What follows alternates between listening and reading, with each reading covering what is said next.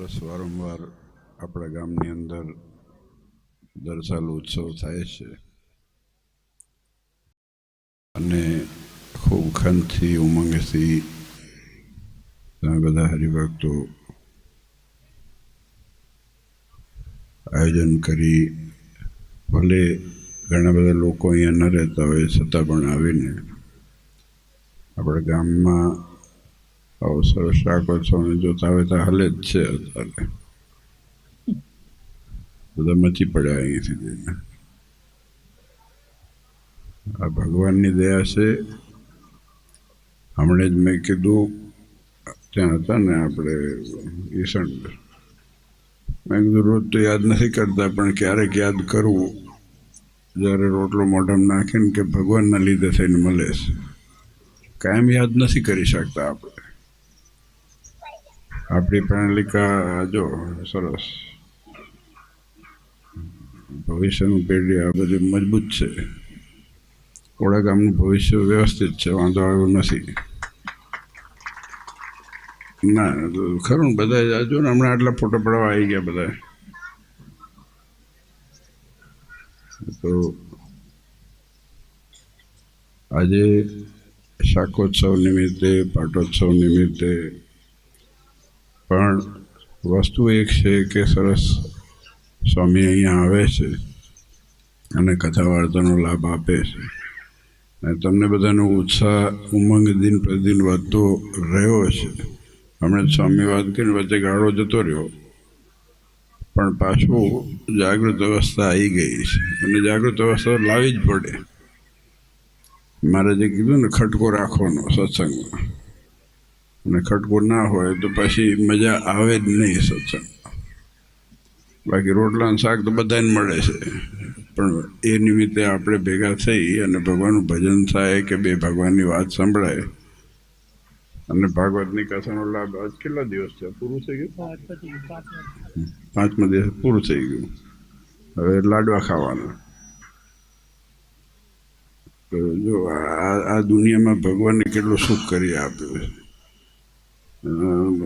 એક જગ્યાએ હું ગયો તો, મને ખબર નહીં કંઈ કે અમે તમે હતા કે નહોતા યાદ નથી. આપણા મન કોઈક ભાવો ભટકાણો તો મને કહે કે આજે આ વાર છે ને આ ફલાણું છે ને આ જ નહીં કરવાનું, ઓલું નહીં કરવાનું. તો બેઠો બેઠો ટાઈમ પાસ કરતો હતો. આપણે તો બીજું ગતગમ પડે નહીં બીજી પ્રજાતિમાં. તો પછી બધી કથાઓ કરી કે આ વારમાં આ હોય ને આ વારમાં આ હોય ને ફલાણું હોય ને આટલા દિવસ ખાવું ને આટલા દિવસ ના ખાવું. અમારે 365 દિવસ લાડવા ઝટકાવે છે લોકો, તો એ રાજી છે. તમારે જેવા દુખડા નથી રોતા. આ વાસ્તવિકતા છે.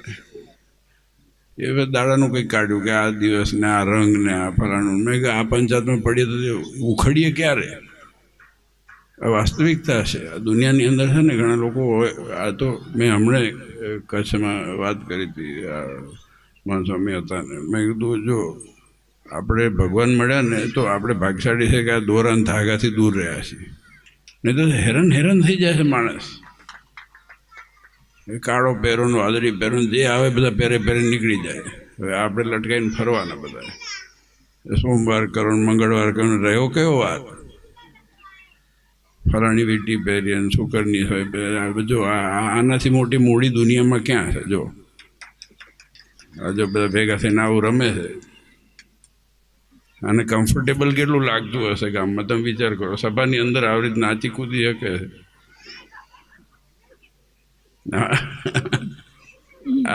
હાજી સભા આ જ છે. આપણે તો ખોટા બેઠા છીએ. આજે સંપ્રદાયમાં અરે ભાઈ રહેવા દે ને બધા. તું કરીશ આવું? બોલ. બિંદેશ, જેની જે ઉંમર હોય ને સારું લાગે.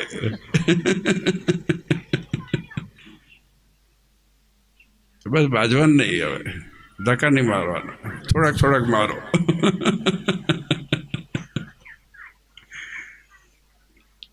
આની મજા છે.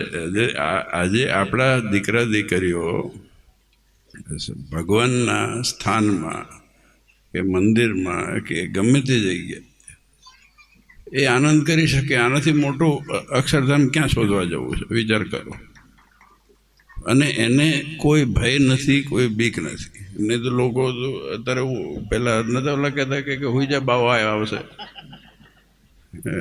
બાવાની બધા આમાં સારું છે, સ્વામિનારાયણના સંતો બધા જુદા મહારાજે તારી આપ્યા. નહીં તો ઓલા તો ભયંકર હોય છે અમુક ચીપિયાવાળા.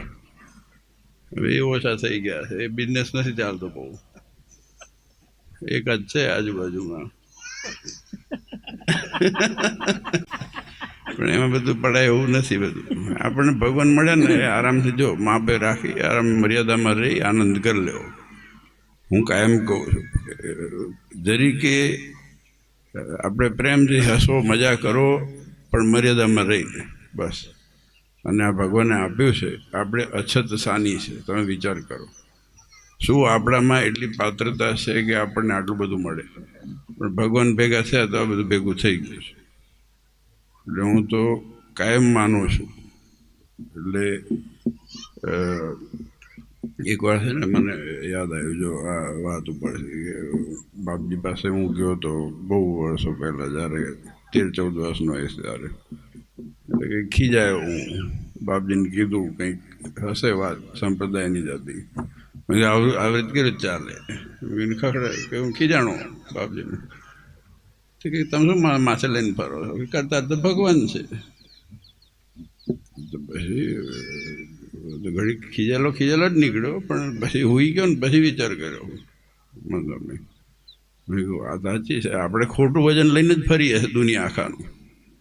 લોકોના ન્યૂઝ જુઓ ને, સિરિયાનું જુઓ ને, ઓલા પેલેસ્ટીનનું જુઓ ને, ઓલા બીજા કંઈક યુક્રેનનું જુઓ. એમાં આપણે ટેન્શન લઈએ. કોણ મંત્રી બને ને તંત્રી બને એમાં મરી જઈએ. આપણા ઠેકાણે પડે તો જ બહુ છે. આપણને સાચી ઊંઘ આવી જોઈએ બસ. 2 ટંક રોટલા મળે. ભગવાને આટલી સગવડ કરી આપી. મહારાજે જો, હું તો એટલું માનું કે મહારાજે કીધું કે અમારો આશ્રિત અન્ન ધન વસ્ત્ર ને આબરૂ દુઃખી નહીં થાય, પછી આપણે ચિંતા કરવી જ શું કરો? મને એ દિવસે એ વિચાર આવ્યો. હું 14 વર્ષ 15 વર્ષનો હોઈશ ત્યારે. અને એ વસ્તુ કારણ શરીરમાં ઘૂસી ગઈ. ત્યારથી હસવાનું જ રાખ્યું છે. પછી બંધ જ કરી દીધું ચિંતા કરવાનું. ચિંતા જ નથી. અને ચિંતા કરનાર ભગવાન છે. પછી શું ચિંતા છે આપણે? અને જો આનંદ છે, બહુ સુખ છે, અને આ જ આપણી દુનિયા છે. આટલી સમૃદ્ધિ ભગવાને આપણને આપી છે. આજે સમૃદ્ધિ માત્ર પૈસાથી નથી થતી, પણ આ પરિવાર, આપણું ગામ, આપણું મંદિર, આપણું પ્રસાદીનું મંદિર. તમે જો વિચાર કરો કે આવું મંદિર, આવી મૂર્તિ તમે અબજો રૂપિયા આપો ના મળે. હું સિરિયસલી કહું છું. આ ઓળા મંદિરમાં તમે જે હાજવીને રાખ્યું છે ને સિંહાસન, અત્યારે તો ખોદરી કાદીને બધું નવું કરી નાખે. જગદીશભાઈ આવું છે એટલે હોનું મળશે ને આ મળશે ને તે મળશે ને. ભગવાનને કલર કરી નાખે હોનાનો. ભગવાનને જેવા છે એવા પાલવતા જ નથી ને. આપણે જ નથી પાલવતા ને ભગવાનને નથી પાલવતા. બધાને પોતાની શરતે જ ભગવાન બનાવ્યા છે. પણ ધન્યવાદ છે તમે બધા. ભગવાન જે જાળવી રાખ્યા છે ને, સિરિયસલી. જ્યારે અહીંયા ઓળાવાનું થાય ને, સિંહાસન જોવું ને, આમ હૈયું ઠરે આપણને કે આવું ભાગ્યશાળી હોય ને એને આટલી સૂઝ રહે કે આવું મંદિર, આવી મૂર્તિઓ તમે જાળવીને રાખી છે. બસ આવું ને આવું રાખવાનું. મેં તો વિચારશું, મેં કહ્યું બહુ તમને શોખ છે ને તો દિવાલમાં વ્હાઇટ કલર નાખો, બાકી અહીંયા ક્યાંય અડવાની જરૂર નથી. આવા ભગવાન મળે જ નહીં. અબજો ખરબો રૂપિયા વાપરો તો એ ભગવાન મળે એવું ક્યાંય લખેલું નથી.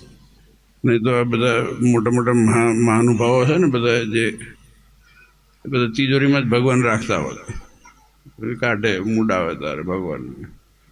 પણ વાસ્તવિકતા છે કે આપણને જે મળ્યા છે ને એનું ગર્વ. આજે હું તો માનું છું કે આપણને મળ્યા છે એનું ગર્વ. અને ખાસ કરીને આ ઓળા ગામના હરિભક્તોને તો ગર્વ ખૂબ રાખવું જોઈએ જ. એ બધાનું ગામ આવું સિંહાસન અને તમે જાળવી રાખ્યું, અને એ બદલ તો અનેક ધન્યવાદ છે તમને બધાને. અને આવતી વખત બહેનો પાટો છો, દીકરીઓનો પાટો બોલો. ભાગશાળી કહેવાય. આમ સાહેબ બધી જગ્યાએ એમનો જ હોય છે. આ તો બચારા આપણે બધા ભૂલથી ભટકાઈએ આ બધા પહેલાં આવે, બાકી આપણે બધા તો ગામની ઓલું ચર્ચામાં નીકળીએ. વાજિંત્ર વાગે ત્યાં સુધી તો બધા કથાવાળા પહેલાં બેનો જ આવે છે ને, આપણે ગ્રામ ચર્ચામાં નીકળીએ કે બધું બરાબર છે નહીં. ખાડો હોય ત્યાં ટેકરો કરીએ, ટેકરો હોય ત્યાં ખાડો કરીએ. પણ જો આજે બહેનોનો સત્સંગ છે, આ તો વાસ્તવિકતા છે. એનાથી ઘણું બધું આપણા સંપ્રદાયમાં હું કાયમ કહું છું કે આપણા જે નવું મંદિર છે ને એમાંથી પહેલું ખાલી અમદાવાદ મંદિરને બાજુમાં મૂકતા બધા મંદિરો બહેનોની હિસાબે થયેલા છે. એટલે એનો સત્સંગ છે અને એના લીધે થઈને ધન્યવાદ છે બહેનોને કે આવો સરસ લાભ લીધો અને લો જ છો. એટલે પછી બીજું કંઈ કહેવાનું છે જ નહીં. આ તાળી પાડવાનું નથી કે તમે ગમે તેટલો લાભ લેશો. પણ આનંદ છે, આ તો ઝીણી વાત છે પણ આનંદ છે. આજે આપણા ગામની અંદર આ હંમેશને માટે ભગવાનની કથા વાર્તા પાટોત્સવ એનું આયોજન થાય છે. એ જ્યારે આવીએ ત્યારે મજા આવે છે, જ્યારે જોઈએ ત્યારે ખૂબ અંતરથી ભગવાનના દર્શન કરીને સુખ આવે છે. તો બસ આ જ માંડવાનું છે અને આ જ સુખ આપણે લેતા રહીએ અને એનું બળ અને શક્તિ મહારાજ આપે એ જ નાના ચરણોમાં પ્રાર્થના.